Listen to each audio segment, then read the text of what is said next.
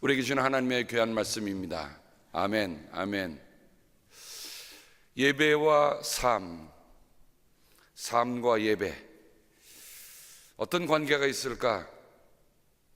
오늘 보면 이스라엘 모든 남자들이 꼭 1년에 3번 하나님이 지켜주신 지정하신 곳, 그 성전으로 올라가서 예배드리는 중요한 세 절기를 얘기합니다. 이 세 절기는 이스라엘에게 가장 중요한 절기로 남아 있습니다. 우리가 아는 유월절이 무교절과 함께 엮여 있습니다.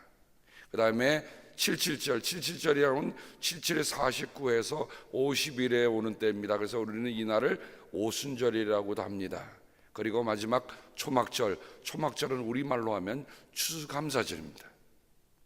이 세 절기가 왜 중요한가? 첫 번째 유월절은 어느 해입니까? 에집트에서 그들이 하나님의 은혜로, 하나님의 능력으로, 하나님의 인도하심으로 에집트에서 탈출했던 해방절입니다. 그러니 어제도 제가 말씀을 드렸습니다만 정말 민족적으로 모든 가족들이 함께 하나님을 기억하면서, 하나님의 역사를 기억하면서 하는 절기가 우리 한국에도 있는데 왜 그것을 지키지 않는가? 참 그게 부러워요.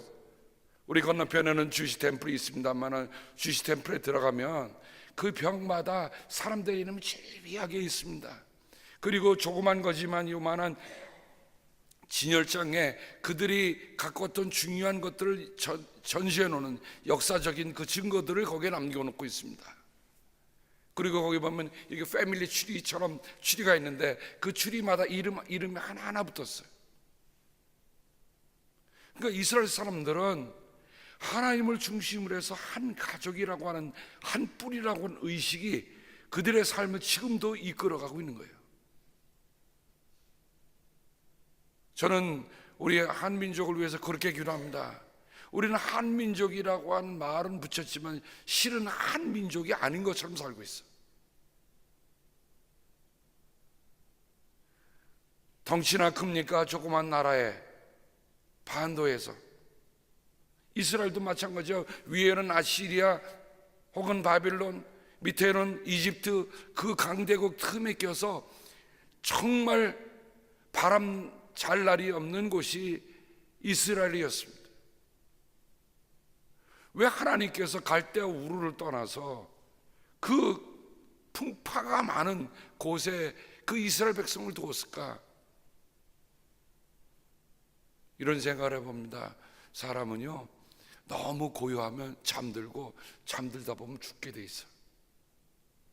삶에 어려움이 오는 것 우리 감사하십시다. 삶에 어떤 일이 부딪히면 오히려 그것 때문에 우리가 더 깨어있게 되고 우리가 더 힘을 내게 돼. 근데 아무런 문제도 없고 아무런 바람도 없으면 여러분, 인생이 무풍지대라고 하는 것은 결코 축복이 아니에요. 아무런 바람이 불지 않는 것은 공동묘지에는 바람이 불지 않습니다. 왜 바람이 불지 않습니다? 거기는 아무런 문제도 없어. 그냥 고요함만 있어.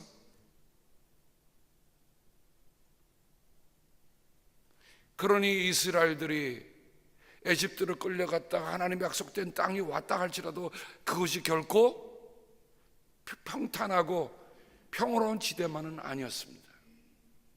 그러면서 살아가면서 늘 부단하게 하나님을 의지하지 않고는 살 수 없는 땅, 그 땅에 하나님은 한 곳을 두어 이스라엘은 모든 남자들을 한 곳으로 불러 모으게 합니다.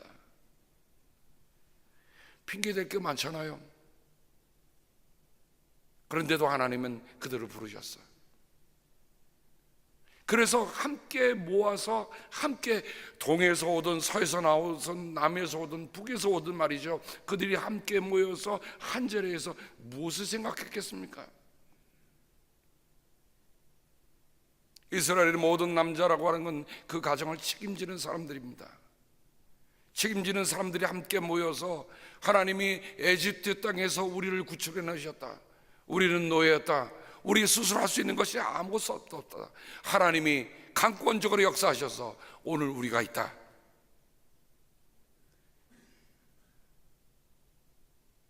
이씨 가문에서 왔던, 박씨 가문에서 왔던, 김씨 가문에서 왔던, 그들이 12지파에서 왔던 그 지파가 무슨 의미가 있었겠어요?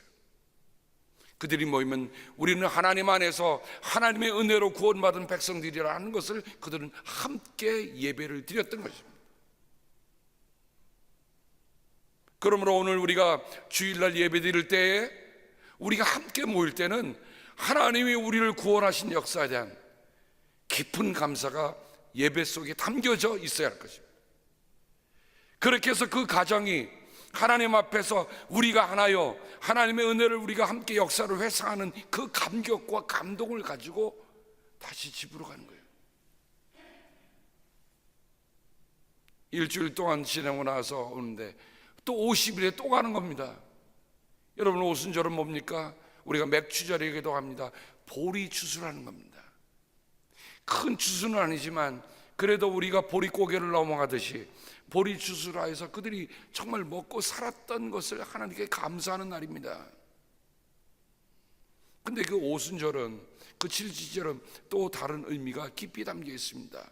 뭐가 담겨 있습니까? 이때 하나님께서 모세를 하나님의 산에 부르셔서 십계명을 주신 날이기도 합니다.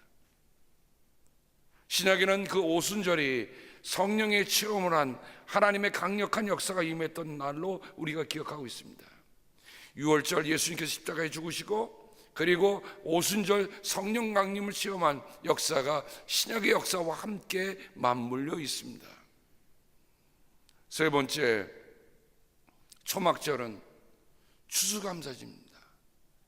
그들이 아주 풍성한 추수를 하는데, 초막절이라는 건 뭡니까? 일주일 동안 초막을 치고 사는 겁니다.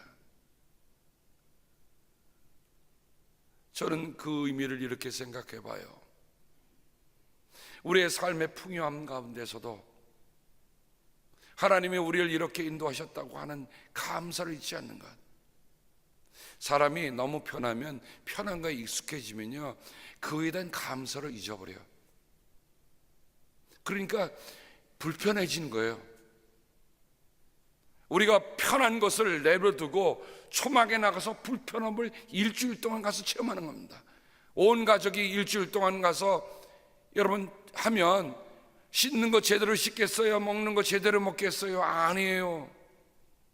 분명히 산더미처럼 추수한 게 있는데도 불구하고 그 풍요로움 속에 택하는 가난함, 그 풍요로움 속에서 선택한 부족함, 궁핍함. 여러분, 예수님께서 마음이 가난한 사람은 복이 있다, 누가 보면 가난한 사람이 복이 있다고 하는 말씀은 어디에서 나왔을까? 하나님이 분명 너희들의 풍요로움 속에서도 너희들의 스스로 가난함을 선택할 줄 알아라. 너희들이 쉽게 가는 길에서 어려운 길도 좀 택할 줄 알아야 한다고 하면서 있을 때에 저희가 자라면서 그때 나라에서 뭐를 정했냐면 꼭 한 끼는 분식 뭐 이렇게 정했던데, 그때 쌀이 부족했었잖아요. 지금은 쌀이 남아갖고 뭐 어떻게 저장하느니 뭐 어디를 보내느니 그러지만, 정말 저희가 자랄 때는요, 쌀이 부족해서 분식해갖고 미국에서 수입해온 밀가루 가지고 한 끼를 먹는, 빵을 먹는 그런 때였어요. 지금 억지로라도 한번 그런 시절을 우리가 다시 기억할 수 있으면 좋겠어요. 이제는 너무 풍요롭고 너무 잘 나간다고 하니까 돈의 소중함도 잘 몰라, 가치도 몰라, 경제 원칙도 다 잃어버렸어. 1억 천금을 노리는 사람들이 많이 늘어납니다. 요행심만 늘어납니다. 사행심이 들어가요. 없던 곳에 도박장이 질비하게 생겼습니다. 도박장 밖에 가면 재산을 다 잃어버리고 거기에서 이리저리 떠들어오는 험리스가 여러분 한국에 지금 늘어가고 있다는 겁니다. 사랑하는 여러분, 우리가 어떻게 해서 여기까지 왔습니까? 저는 이 말씀을 보면서 하나님, 우리가 아무리 풍요롭다 할지라도 우리도 1년에 일주일, 여러분 일주일을 나눠서라도 여러분 한번 해보십시다. 여러분 1년 365일 중에 정말 일주일을 택해서 한번 금식도 해보자고요.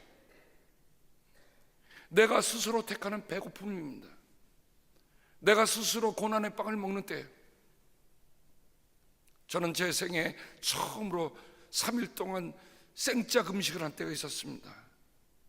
그때는 그전에는 금식이라는 걸 알 수가 없었어요. 근데 제 삶에 어려움이 오고 제 몸에 어려움이 와서 하나님 앞에 3일 동안 물도 마시지 않고 아무것도 먹지 않고 생짜로 금식을 했어요.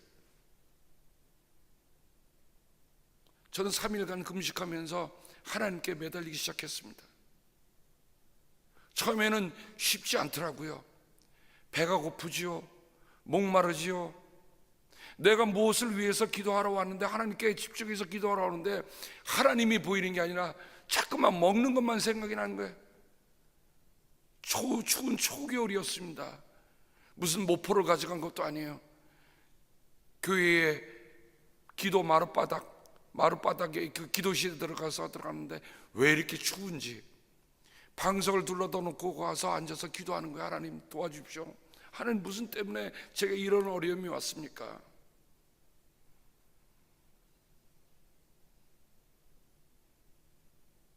저는 그 3일을 평생 잊지 못합니다. 그 다음에도 금식을 더 많이 했어도 그 금식이라는 의미가 처음 했던 금식, 그냥 하나님께 다 맡기고, 어떻게 보면 그 순간이 제게 있어서 다시금 생과 사를 판가름하는, 바울이 얘기했듯이 내게 사는 것이 그리스도다, 죽는 것도 내게 유익하다 라고 선언할 수 있던 그런 시초가 되었습니다. 그렇게 하고 3일 기도하고 새벽 기도 마치고 집에 달려와서 보식, 무슨 보식이에요? 배가 고파서 3일 금식 딱 했으니까 오자마자 찬밥에다가 물 말아 먹었어요. 후다닥.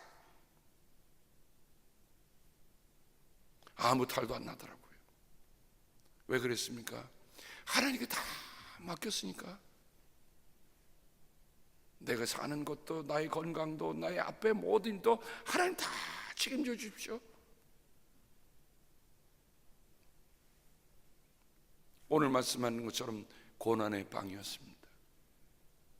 근데 저는 고난의 밥을 제 한 숟갈 입에 넣었을 때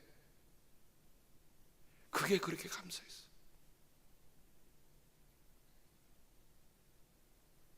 모든 약을 다 버리고 하나님 나와 함께 하신다.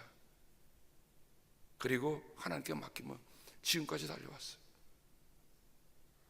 하나님은 그 이후로 제가 그 병 때문에 다시 앓는 일이 없게 하셨습니다.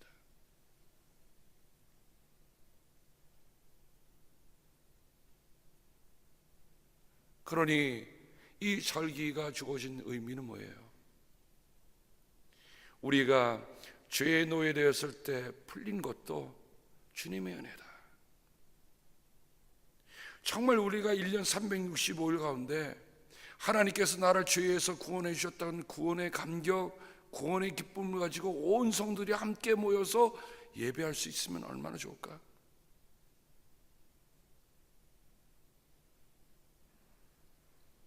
하나님이 우리에게 하나님의 법을 주신 날을 기억하고 정말 긴 여름을 지나야 되는데 보릿고개를 넘어갈 수 있도록 주신 수확에도 감사할 수 있는, 두 감사절이지만 하나는 정말 풍요로운 가장 성대한 감사절이라고 한다면 중간에 있는 칠칠절은요, 작은 것에서도 감사할 수 있음을 우리에게 가르쳐 준 겁니다. 하나님은 작은 감사를 통해서 큰 감사하는 법을 가르쳐 준 거예요. 그러니 여러분, 이것을 무슨 법이나 규례라고 생각하지 마세요. 하나님이 우리를 자식을 가르치는데 자식에게 어떻게 가르쳐요? 처음에 큰 재산을 뚝 때려주면 너 나에게 감사해, 여러분 그렇게 가르쳤어요? 아니잖아요. 어릴 적부터 수저 하나 먹이면서도 감사합니다 해라, 그렇게 가르쳤잖아요. 그렇게 배웠어요. 그러니 하나님이 작은 감사를 통해서 큰 감사를 가르쳐 주시는 그 뜻이 이 절기 가운데 있다라는 것을 저는 말씀을 통해서 묵상할 수 있었습니다. 그런데 6월절이 무교절과 함께 연결이 되어 있습니다. 무교라고 하는 건 뭡니까? 누룩이에요. 누룩 없다. 유교라고 하면 무룩을 넣었다. 누룩을 넣었다. 어릴 적에 여러분, 우리 한국에는 누룩이 많이 필요했습니다. 그래서 소위 말해 술떡이라고 하는 걸 만들어 먹었죠. 그래서 이렇게 뭐 누룩을 넣어갖고 이렇게 탁 아랫목에다 뜨뜻한 데다 이렇게 놓으면 그게 빵이 이렇게 돼서 먹으면 좀 시큼하기도 하고, 그래서 그래서 술떡이라 해갖고, 그래서 어릴 적부터 왜 술을 먹이는지 모르겠어요. 술떡을 먹고, 그 다음에 뭐 막걸리도 누룩을 넣는다고 그러고, 하여간 누룩이 한국 사람에는 한국 음식 자체가 발효 음식이라고 하는 특징을 갖고 있잖아요. 근데 그 발효 음식은 누룩이 없이는 될 수가 없습니다. 그런데 누룩을 넣지 마라. 여기는 무슨 뜻이 있을까?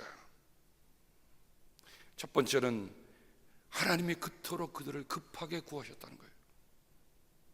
천천히 해야 할 일이 있지만 시급히 해야 할 일이 있습니다. 삶에 있어서 우선순위를 정하는 것만큼 중요한 일이 없습니다. 우리가 모든 것을 한꺼번에 다 할 수 있는 시간이 없어요. 그러니까 우리의 삶에 무엇이 시급한지를 우리가 선택해 놓는 일들을 우리는 무교절을 통해서 봅니다. 하나님께서 6월절에 그들을 탈출해낼 때, 탈출시킬 때 그들이 어떻게 합니까? 누룩을 넣지 않은 빵을 준비하고 나오라는 얘기입니다. 그만큼 급하다는 거예요. 여러분 한번 생각해 보세요. 하나님이 왜 그렇게 그들을 서둘게 하셨습니까? 만일 우리에게 어떤 시급한 일이 닥치고 위급한 일이 닥칠 때 여러분 다음에 두고 하지 이렇게 얘기합니까? 아니에요. 여기에도 하나님이 우리를 인도하시는 귀한 가르침을 우리가 봅니다. 시급한 것을 먼저 하라는 것.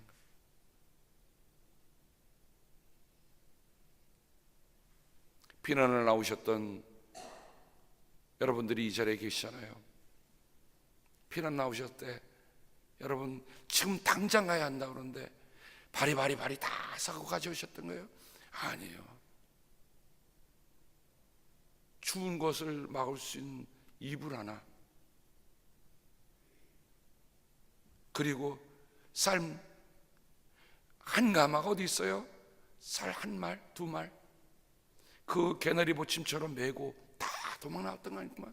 소중했던 것들 다 놓고 왔어. 근데 무엇이 소중하던가요? 우리의 생명이 소중하잖아요. 우리의 자유가 소중했잖아요. 그래서 논밭 다 두고 떠나왔던 거 아닙니까? 하나님이 우리의 역사 속에도 무엇이 소중한가를 하나님이 가르쳐 주셨어요. 그러니 우리의 삶에 무엇이 우선되는가 하는 것들을 우리가 돌이켜보며 산다고 하는 것은 하나님의 뜻을 우리가 깊이 새기는 것과 같다.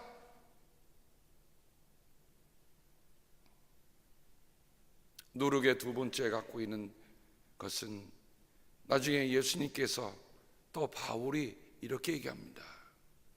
예수님은 바리새파 사람들의 누룩을 경계하라 했습니다.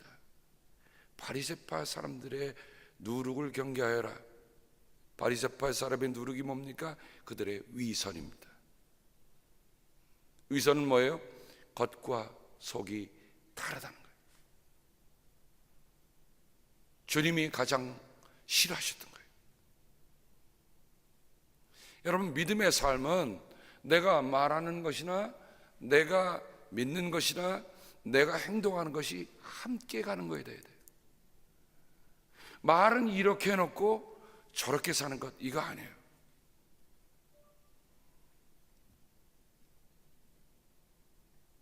여러분, 우리가 하나님 앞에 어떤 말로 약속한 적 있습니까? 또는 여러분들이 하나님 앞에 또 여러분 믿는 사람들 가운데 여러분은 어떻게 말씀하셨습니까? 지금 한순간을 사람의 마음 들기 위해서 대충 넘어간 약속들은 없었습니까?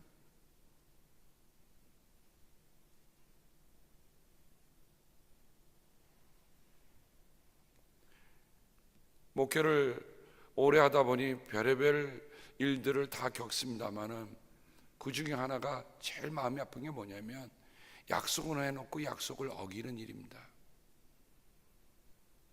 분명히 저한테 약속을 했어요. 근데 약속을 한 거조차도 그냥 무시하고 지나가. 그게 뭐예요?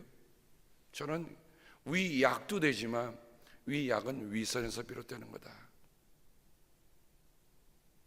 주님이 그것을 경계하라고 했습니다. 그게 누룩이라고 했어요. 누룩은 속성이 뭡니까? 누룩은 겉으로 드러나지 않는, 보이지 않는 숨은 데에서의 어두운 힘을 가리킬 때 하는 말이에요. 힘도 좋은 힘이 있는가 하면 뒤에 말하는 설명한 묻혀있는 암흑의 세력들, 이게 누룩이에요. 그래서 사람들 앞에는 떳떳하게 얘기하지 않아. 그런데 뒤에서 궁시렁 얘기하면서 뭔가 일을 만들어내. 돌아보면 어느새 그 독버섯 곰팡이들이 다 쓰여 있어. 뭐 때문에 그랬어요? 누룩 때문에 그랬어요. 그래서 누룩을 주님이 경계하라는 거예요. 바울은 고린도전서 5장 7절에 여러분이 새 반죽이 되기 위해서는 묵은 누룩을 깨끗이 치우라 라고 얘기하고 있습니다. 그리스도인은 누룩이 들지 않은 사람이다. 위선하지 않고 위약하지 않는 순수한 사람들이라는 거예요. 뒤에 무슨 흑심이 있다는 게 아니에요. 앞에선 이렇게 말하고 뒤에선 저렇게 하는 그런 게 없다는 거예요. 우리들은 유월절에 향하신 그리스도께서 희생되셨기 때문에 우리가 누리게 들지 않은 사람들입니다. 그래서 바울은 고린도전서 5장 8절에 그러므로 묵은 누룩, 자, 묵은 누룩이 뭔가 바울은 이렇게 얘기합니다. 악의와 악독, 악의와 악독. 여러분, 악의라고 하는 말이나 악독이라는 말의 공통점이 뭡니까? 악입니다. 하나는 의 뜻을 품고 있다는 얘기요. 악이란 뜻을 품고 있다는 말이요. 악독이란 말. 여러분, 독이 갖고 있는 속성이 뭡니까? 독은요, 조금만 들어가도 위험합니다. 미국에 오니까 특별히 여러분, 미국은 아주 이런 어떤 위생 상태에서 점검하는데 우리는 뭐 주사기 바늘 아무데나 이렇게 하잖아요. 제가 한번 난지도에 간 적이 있었어요. 난지도에 쓰레기 처리장이 되었을 때, 지금은 거기에 월드컵 경기장이 있어서 여러분 모르지만 저는 그때 교회에서 선교차 그곳을 갔습니다. 야, 쓰레기가 산더미처럼 이렇게 쌓여 있어요. 근데 그 밑에 어린이들, 그 안에서 쓰레기를 수집하는 사람들의 어린이를 돌보는 어린이집이 있었어요. 거기를 방문하게 된 겁니다. 아유, 냄새가 얼마나 독한지. 근데 거기를 이렇게 돌아보는데 조금에서 저 옆에서 아이가 앙 하고 우는 소리가 나요. 찾아봤더니 아이가 주사기 바늘에 찔린 거예요. 이제는 선진국이 돼서 그런 일이 없겠습니다만 여러분, 병원에 가보세요. 일회용 주사 바늘이라도 다 그 처리하는 통을 따로 놓잖아요. 왜 그렇습니까? 그게 다른 사람에게 치명적인 독이 될 수 있기 때문에 그렇습니다. 다시 안 써요. 악독이라고 하는 누룩, 독은 크고 작음이 문제가 아닙니다. 독은 있느냐 없느냐가 문제예요. 에이, 나는 좀 용밖에 없어, 조금밖에 없어, 익스큐즈가 되지 않습니다. 그렇죠? 독은 있는 것 자체가 위험한 거예요. 그래서 악이나 악독을 치워버리라 이렇게 얘기하면서 바울은 그 대신에 우리가 가져야 할 누룩 없는 삶이 뭐냐? 성실과 진실이라는, 성실과 진실. 여러분, 성실한 말 자체가 without 왁스 칠하지 않았다 하는 뜻에 오잖아요. 이미 옛날 사람들이 머리를 참 잘 굴렸어. 도자기를 만들다 도자기가 금이 가면 거기다가 왁스를 싹 칠해갖고 겉보기 위해서 시장에 나가, 자 여러분 사가세요, 참 좋습니다. 근데 지혜로운 사람은 그 도자기를 어떻게 하냐면 탁 들어서 햇빛에 들어봅니다. 그러면 금이 싹 가 있어요. 당신 왁스 칠했군. 그래서 without wax라는 말은 sincerity라는 말이 거기서 나옵니다. 성실, 그리고 진실이라는 말은 뭡니까? 우리 스스로 만들어낼 수 없는 거야. 진실은 우리가 만들어내는 게 아니에요. 주님 말씀하셨어요. 내가 곧 진리다. 알레테이아라는 말은 건널 수 없는 허브의 강을 얘기하는 말에서 왔습니다. 사람이 마지막 건너야 할 강이 있는데 그 강은 허브의 강이다. 그래서 아무도 그 강을 자기 스스로 건널 수 없다는 말에서 온 말이었어요. 내 스스로 건널 수 있는 강이 아니에요. 그분이 도와주셔야 건널 수 있는 강입니다.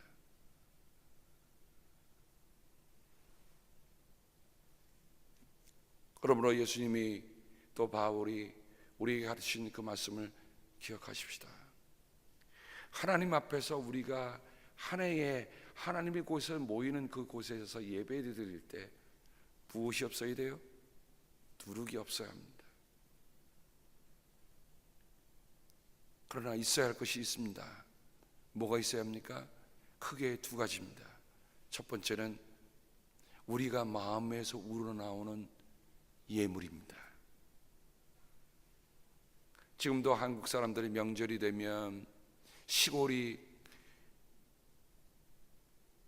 부모님이 계시는 자녀들은 그래요. 자, 그 명절날에 부모님 뵙고 싶어서 뭔가를 싸갖고 가죠. 빈손으로 가는 자식이 있던가요? 없어요. 부모님에게 가서 자기가 외지에 나가서 정말 땀 흘려 고생했던 일들, 부모님 뵙는 게, 가족들을 뵙는 게 기뻐서 부모님 생각하면서 미리 다 준비하잖아요. 미리. 여러분, 그 마음 생각하면 돼요. 여러분, 하나님 앞에 나갈 때 우리가 왜 1년에 한 번 가는데 그 시험을 준비해? 하나님이 내 아버지시다, 하나님이 내 삶에 이렇게 오셨다 하는 감격과 감사에 우러나와서 빈손 들고 가지 않는 거예요. 어렵지 않죠? 우리가 하나님 앞에 나갈 때 그게 짐이든가요? 아니잖아요. 기쁨이에요. 기쁨인데 명절에 내 부모님 만나러 가면 빈손 들고 가든가요?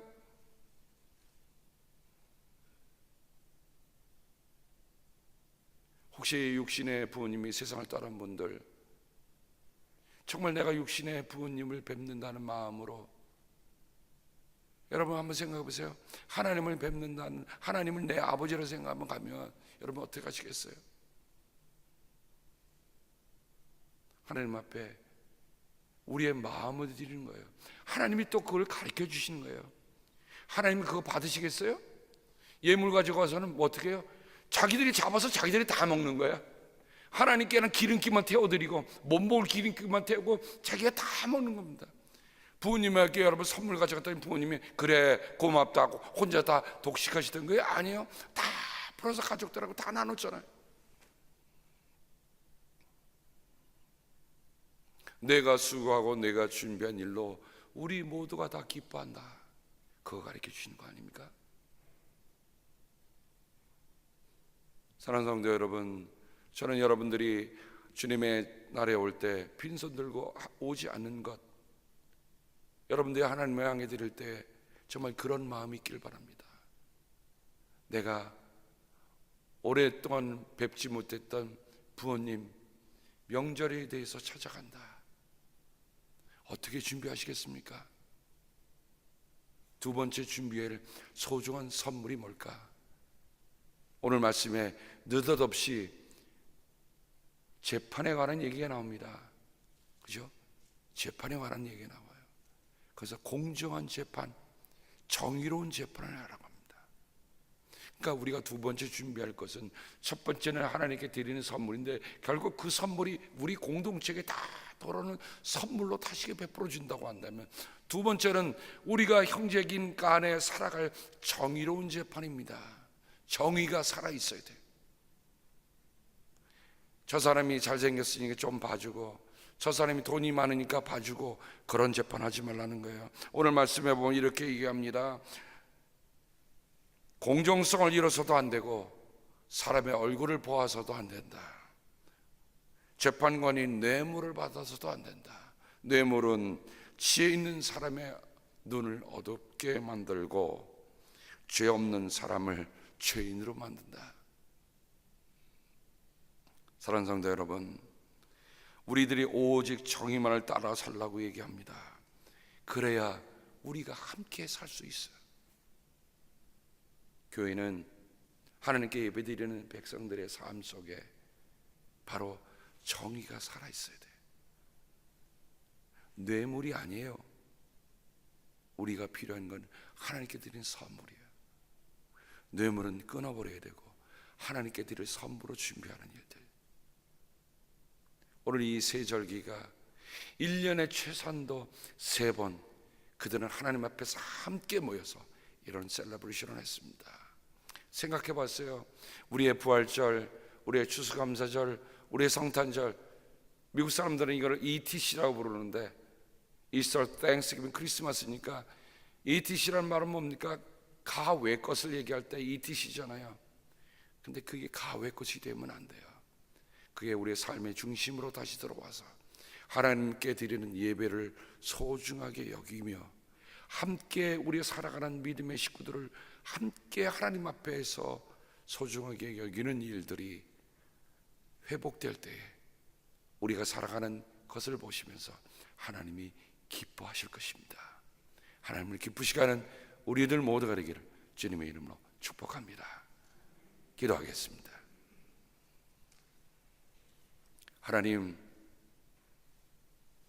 어제 말씀을 대하면서 다시금 이 말씀을 묵상했습니다. 세절기, 그들의 삶에 뗄래야 뗄 수 없는 소중한 기억들을 다시 살리는 일들, 자신의 삶에 분주하게 살다가 행여 잃어버릴까 봐 하나님이 정한 곳에 하나님의 백성들을 불러 모아 함께 기억을 회상하라 하십니다.